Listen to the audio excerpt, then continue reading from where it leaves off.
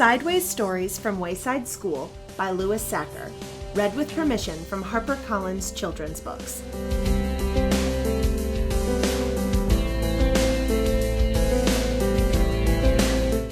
Chapter 7. Calvin.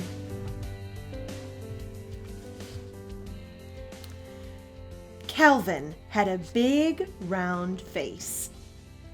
"Calvin," said Mrs. Jules, "I want you to take this note to Miss Zarves for me."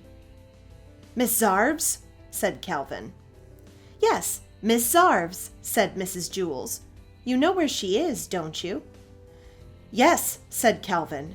"She's on the 19th story." "That's right, Calvin," said Mrs. Jules. "Take it to her." Calvin didn't move. "Well, what are you waiting for?" asked Mrs. Jules. "She's on the 19th story," said Calvin. "Yes, we have already established that fact," said Mrs. Jules. "The 19th story," said Calvin. "Yes, Calvin, the 19th story," said Mrs. Jules. "Now take it to her before I lose my patience." "But Mrs. Jules," said Calvin. "Now, Calvin," said Mrs. Jules, "unless you would rather go home on the kindergarten bus." "Yes, ma'am," said Calvin. Slowly he walked out the door.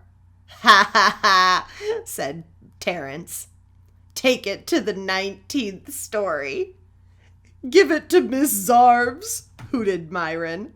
"Have fun on the 19th story," called Jason. Calvin stood outside the door to the classroom. He didn't know where to go.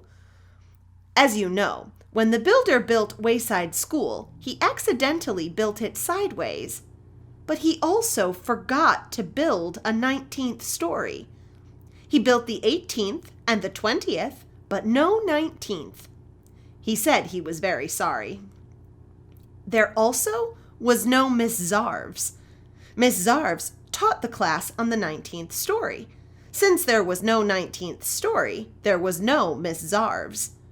And besides that, as if Calvin didn't have enough problems, there was no note. Mrs. Jules had never given Calvin the note. "Boy, this is just great," thought Calvin. "Just great!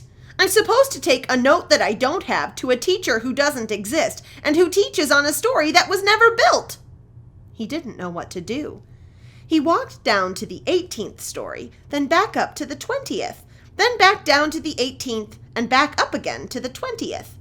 There was no 19th story. There never was a 19th story, and there never will be a 19th story. Calvin walked down to the administration office.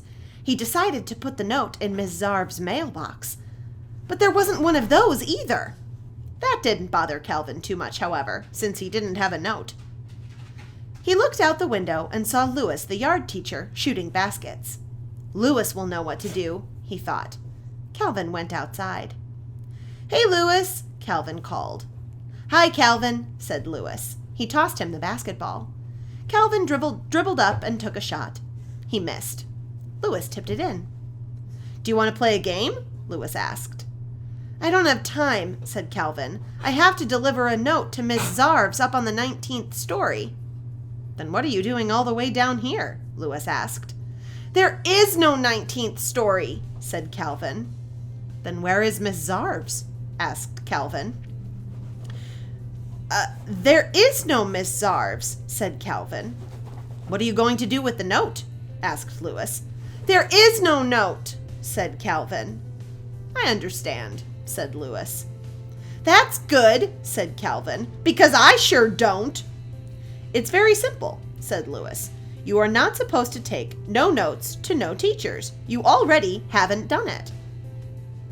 Calvin still didn't understand. "I'll just have to tell Mrs. Jules that I couldn't deliver the note," he said. "That's good," said Louis. "The truth is always best. Besides, I don't think I understand what I said either." Calvin walked back up the 30 flights of stairs to Mrs. Jules' class. "Thank you very much, Calvin," said Mrs. Jules. Calvin said, "But I—" Mrs. Jules interrupted him. That was a very important note, and I'm glad I was able to count on you." "Yes, but you see," said Calvin, You delivered the note to Miss Zarves on the 19th story?" asked Jason. "How did you do it?" "What do you mean, how did he do it?" asked Mrs. Jewls. "He gave Miss Zarves the note. Some people, Jason, are responsible."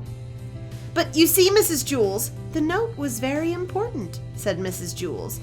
"I told Miss Zarves not to meet me for lunch." "Don't worry," said Calvin. "She won't." "Good," said Mrs. Jewls. "I have a coffee can full of Tootsie Roll Pops on my desk. You may help yourself to one for being such a good messenger."